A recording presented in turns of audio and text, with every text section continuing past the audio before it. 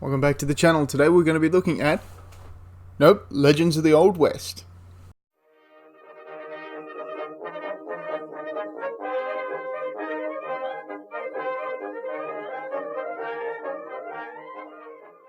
So what's Legends of the Old West? Well, Legends of the Old West is part of Games Workshop's old Warhammer Historical. I'll put that on the screen here in front of my face.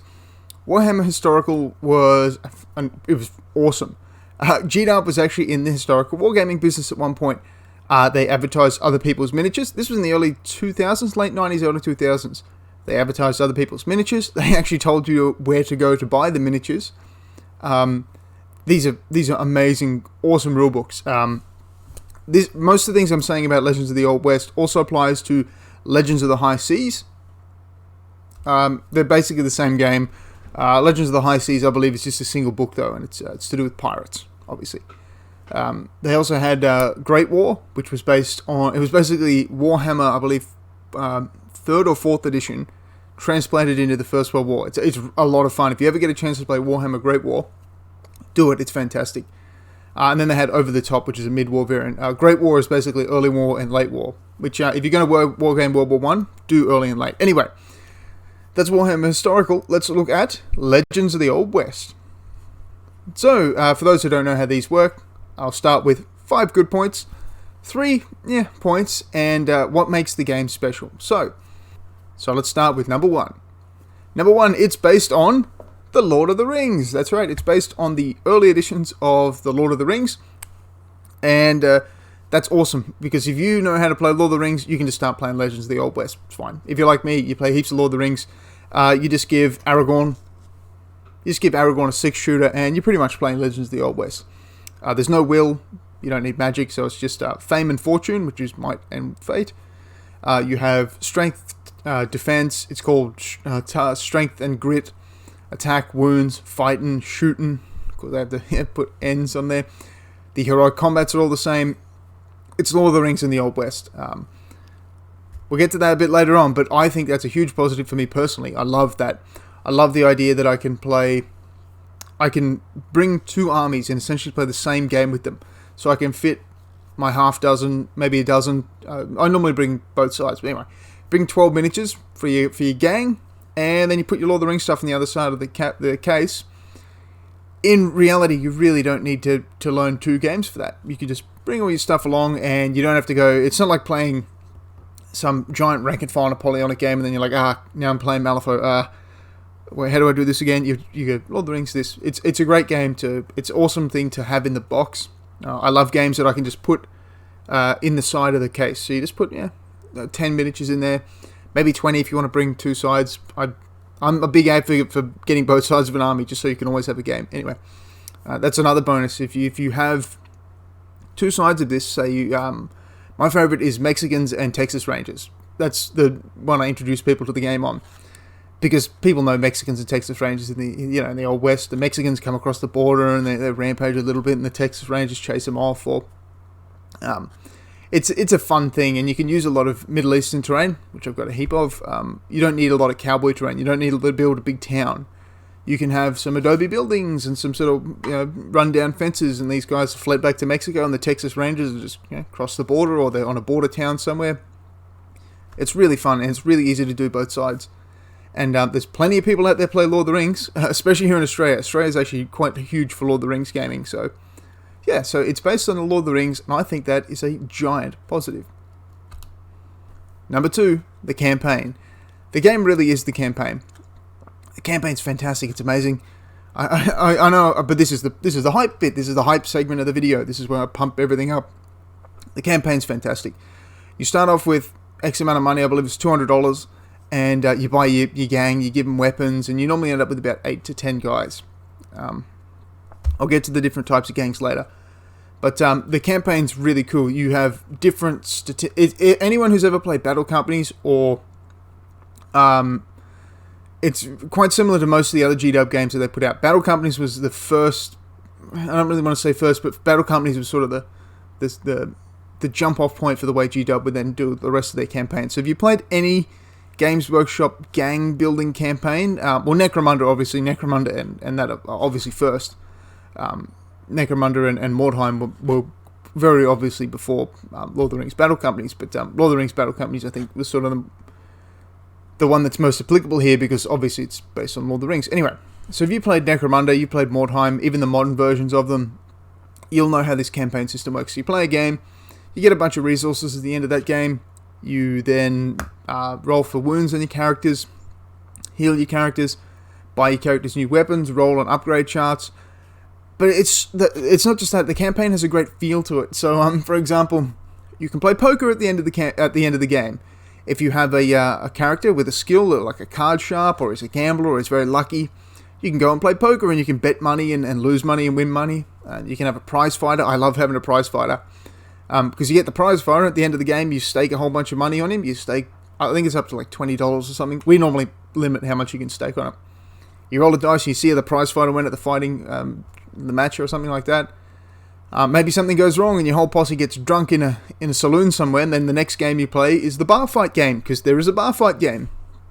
Maybe the next thing, your leader gets captured. Maybe you had a game against some lawmen and the leader was captured, so the next game could either be a jailbreak, or there's actually a game for rescuing someone who's about to be hanged, or is in the process of being hanged. So it's really cool. The campaign is so versatile. The campaign is so story driven, and it's just fantastic. The campaign really brings this all together. So you got an amazing solid bedrock of Lord of the Rings to build on. Add that flavor in there, and that campaign just, it's fantastic. The way that it really makes you feel like you're in the Old West. And I know historically, blah blah blah, it's based on enough history that it's not all Hollywood. There's actually a supplement book called, I believe, Showdown, which is the Hollywood book. But the main game is based enough in history that you do not feel like you're playing a John Wayne movie the whole time. But you can feel like you're playing a John Wayne movie if you really want to. Like, if you want to play John Wayne movies, easy to do. If you want to play this other stuff, the more historical side of things, the more you can go back in time, forward in time. But we'll get to that next. So point 2, the campaign is fantastic. Number 3, the expansions. I mentioned going forward and back in time. Well, the first expansion they have is for the Alamo. It's, I believe it's actually called Victory or Death, which is, of course, Lieutenant Colonel Travis's, if you've seen the 2004 movie, Lieutenant Colonel Travis's famous statement of the Alamo, Victory or Death. I believe he wrote that in in the dispatches he sent out after the Alamo was first put under siege. Anyway, for those who don't know what the Alamo is, basically 108 or 130 men in Texas in 1836 in the Texas War of Independence, held out against the Mexicans for, I believe, 13 days before Antonio Lopez de Santa Anna, the dictator of Mexico, basically just massacred everyone. Jim Bowie, who invented the Bowie knife, was there. He was sick in bed. Davy Crockett was there. Colonel Travis was there. It was a big affair in Texas, and it's pretty huge. I can't believe anyone's not heard of the Alamo. Anyway, the 2004 movie is actually very good. It's a very good historical movie. You should watch it. Anyway, they have a supplement called the Alamo, and rather than just giving you the Texas War Band, which they do, they actually give you large-scale games. They take Lord of the Rings and turn it into a unit-based game, it's really cool. They have the New Orleans Greys, the Mexican troops, and they actually refight the Battle of the Alamo, and they have it in the book there. I believe Rick Priestley and they fight the Alamo. It's awesome. But it's cool that you can go the skirmish game all the way up to big units in the and walking around the Mexican War, the Texas War of Independence. But in between that, they have a supplement called Blood on the Plains. So there's 4 supplements. There's 4 books. There's Legends of the Old West, Showdown, which is the Hollywood, Blood on the Plains, which is the sort of what it sounds. It's the U.S. Army versus Native Americans, and then there's the Alamo. And what Blood on the Plains is Blood on the Plains is essentially it's almost like the large points match version of Lord of the Rings. So you play 1,000-point games, $1,000 games, and it actually it doesn't really change any of the rules, but it says, well, here's how you play big games. So here's how you play an $800 game. Rather than a warband campaign, here's how you take that and upscale it. So you have things like the Texas Rangers and the U.S. Cavalry. They actually have the U.S. Cavalry, Infantry, and Buffalo Soldiers. Buffalo Soldiers were African African American troops. Yeah, Buffalo Soldier is quite famous. They have Apache, Comanche, Sioux, Dakota. I'm just trying to think of. I think they have Cree. They have heaps and heaps of native tribes. I think they've split it into plains, desert. They have different types of native tribes.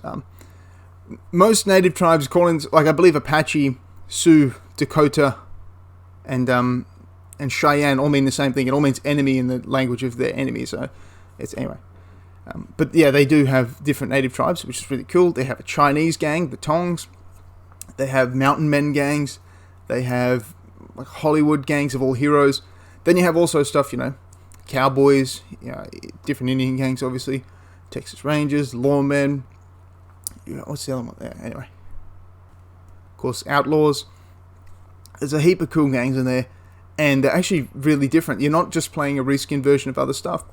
But it is similar enough that you can use the same miniatures for different gangs, which is really cool, especially if you just buy a whole bunch of guys in sort of jackets with rifles and they're wearing cowboy hats. They're outlaws, they're vigilantes for your law enforcement troops. They're irregulars for your American Army troops. They're dismounted cavalrymen. They can be all sorts of stuff. So it's a really, really cool game with a ton of supplements. You can pretty much do anything you want. They even have rules in the back for going back into the era of black powder muskets, and they also have recommendations for how to play in Australia, because of course Australia, I believe I've read in many, many places, but of course they're all Australian sources, that Australia actually had more outlaw bandits than the United States did. But obviously they weren't doing they weren't doing as bad as stuff as happened in the United States. Although what people hear about cowboy killings is actually quite rare.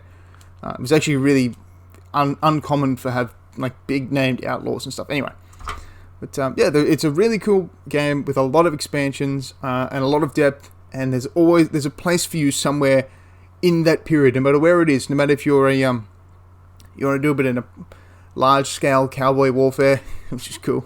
Or you want to go down and dig into the campaign and tell some stories. There's heaps of this stuff there for you. Number 4, the variants. I sort of touched on this earlier. But there's different ways to play. There's the big, there's the middle, there's the small. Anyway, there's also the different gangs. And all the different gangs have their own stories. Not only those stories you're telling, but their own ways of doing things. For instance, the Mexicans have a unit called the Peon. And the Peon is basically a dirt cheap unit with a knife or a club. Like that's their unit. Whereas the Cowboys have the Wrangler. The Wrangler is a guy on horseback with a lasso who gets bonuses for using that lasso and gets bonuses for being on horseback. He actually comes with a horse built in. Your US soldiers can run around with military-grade weapons like Gatling guns. You are limited very severely on how many Gatling guns you can have. I believe it's one Gatling gun no matter what. So yeah, there's all these cool mercenaries you can hire. And they're faction limited. So you can hire a US Marshal, but if you take a US Marshal and you capture an enemy prisoner, they have to be bountied. The bounty has to be paid. You can't privately negotiate with the enemy. Look, he's got a $20 bounty. You give me $25, I'll give him back. No, you have to pay the $20 bounty.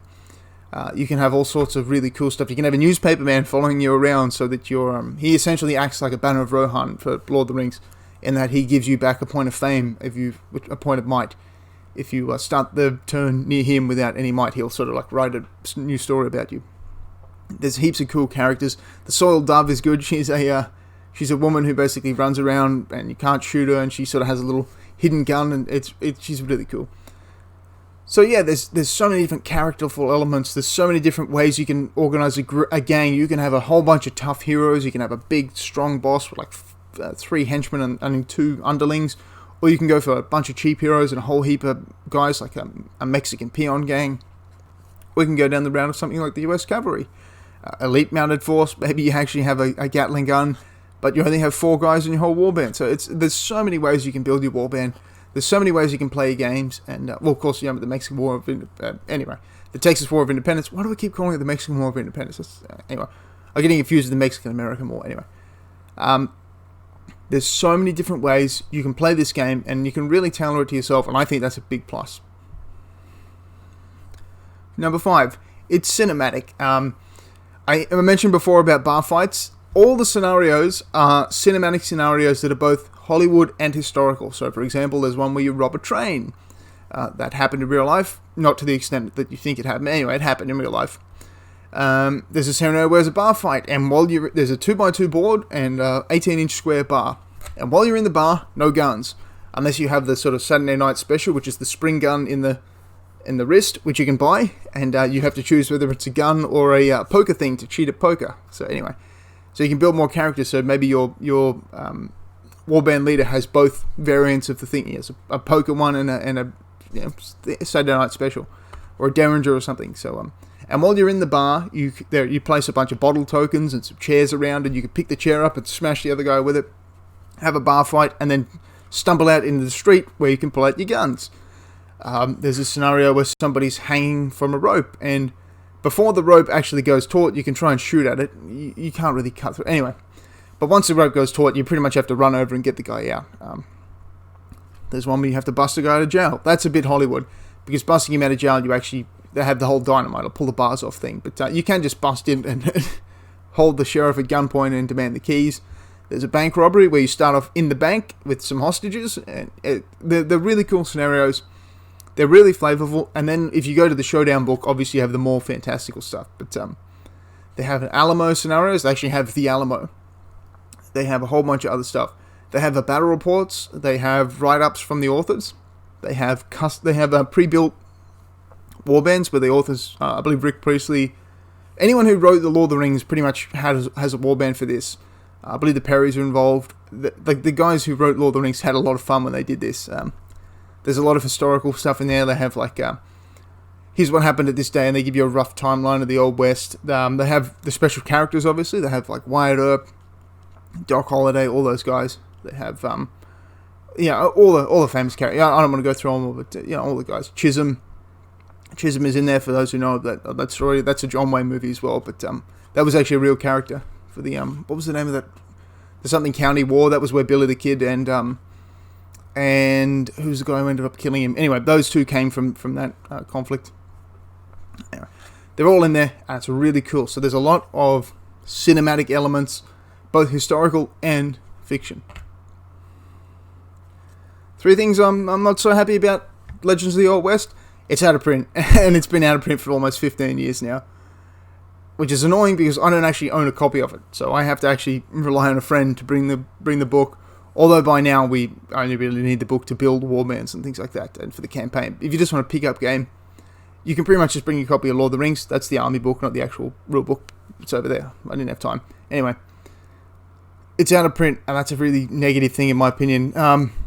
Getting your hands on a rule book is incredibly frustrating. They're very expensive, and I think they should actually republish it. I would love for them to either republish it or for them to license it out to someone, because I think Legends of the Old West could compete in the modern wargaming market. I think it could be a viable, perfectly good game, but it's just not sold. So I think a big negative of this game is you can't actually get it. And don't sail the high seas for it. I'm not saying it is there, I'm not saying it isn't. I'm saying don't pirate books, even if they are out of print. If you know what I mean. Don't do that. But I'm sure you could find a copy there if you really wanted to. I would obviously say don't do that because of heaps of reasons. But anyway. So if you can find a copy on eBay, even for $100, if you're really going to play a lot. But definitely, maybe if you went in with a couple of friends at $20 each, it might be worth it. Anyway, it's not in print. 2. As much as it's awesome to have a lot of campaigns, it's basically designed for campaigns unless you want to do the big games like the Alamo or a 500-point game or a 600-point game. If you want to do up a 200-point list and run it against your friend, it's going to be fun. But you really unlock the game by playing the campaign. It's almost like when some RTSs out there where you unlock units by playing through the campaign. So you can play a skirmish, but you just have the rifleman class and maybe a machine gun class, and then you play the campaign. You unlock the mortar, you unlock the aircraft, you unlock the tank by progressing through the game. So it really excels with campaign play. So that's probably another my second negative is it'd be really, really nice to have a system of being able to purchase these upgrades in before, built into your starting characters, or the fact that it is so campaign focused for the small game, of course, is a negative in my book. Number 3, this is not a thing I have with the game. Again, this is the same as my chain of command video, or the chain of command video. This is not something I personally have, but this is something other people have. They don't like that it's based on the Lord of the Rings. I love that it's based on the Lord of the Rings. That's how I got started into wargaming. I love my Lord of the Rings. You can't see it. There's a whole bunch of stuff on my painting table right now for an event this weekend that I'm running for Lord of the Rings. Anyway, some people don't like that it's based on Lord of the Rings. For one, there are no saves, so it's basically, some people really don't like not being in control. So they don't like the enemy rolling to hit, the enemy rolling for cover, and then the enemy rolling to wound. And if they succeed, you take your model off. A lot of people have gotten very used to rolling their own saves, or making their own cover checks, or doing that sort of stuff. And so a lot of people don't really like it that much. It is almost like a port. Like if anyone's ever seen like GTA San Andreas on the PC, it's very clunky because they did just port an Xbox version over to a PC version. If anyone knows games, you sort of know what I'm talking about there. It feels like a port sometimes, especially when you get into the shooting phase. Sorry, not the shooting phase, the combat phase. Combat phase is weird because in Lord of the Rings you have this is the old Lord of the Rings before special strikes, so everyone was sort of expected to have a hand weapon. But you get to Legends of the Old West and it's like, okay, so I've got an improvised weapon, which is my big heavy gun that I've turned around, and I'm carrying a knife, but that's also a negative penalty. And then I've got my heavy weapon, which is good at one thing but not at the other. So does it give me a bonus to wound? Does it ignore the negative in the fight? It gets really complicated because it is a direct port over, and they didn't want to have things like you can have a musket, and you can use the musket in combat, but I think you get a negative of some kind. See, that's it, and that is sort of a negative in that they did just copy over as much as possible. Without tweaking a whole lot of stuff in between. But again, I personally love the game. Some people don't like the clunkiness of the certain aspects of it because it is a Lord of the Rings conversion. So what makes Legends of the Old West special? What makes Legends of the Old West special to me is that it walks the line so well between telling your own stories and recreating history. It walks the line so well between the historical and the Hollywood. So many games focus on one or the other. They go, well, we're going to go full historical, and not that they feel dry, but they sort of appeal to a single market. And some games go all Hollywood. And although Hollywood games can be made into historical games, because generally Hollywood games give you so much freedom, or much more freedom than like a cut and dry historical game. Again, they're fine. I love those too. But this walks the line so well. They have, okay, we're going to play the Hollywood version. Here's the book for you, and you pick the main rulebook up, and you get the Hollywood version, and off you go.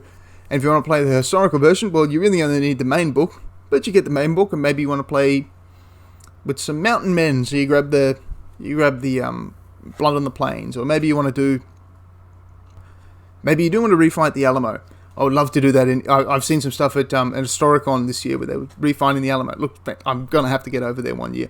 Anyway, so maybe you want to refight the Alamo and you want to do it every man name. I believe we do know the names of almost every man at the Alamo, or as much as makes no difference. So you want to name everybody and you want to actually refight the Alamo. You can do that. Here's the book for you if you want to do your hardcore historical reenactment. It's just a versatile game, and that's what I think really makes it stand out.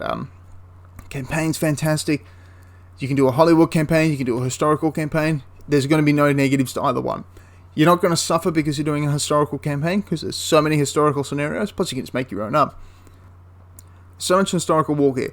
It's not all fantasy. There's none of these, it's not all, gooch guns, they call them in Australia. I'm not sure what they call them in the world.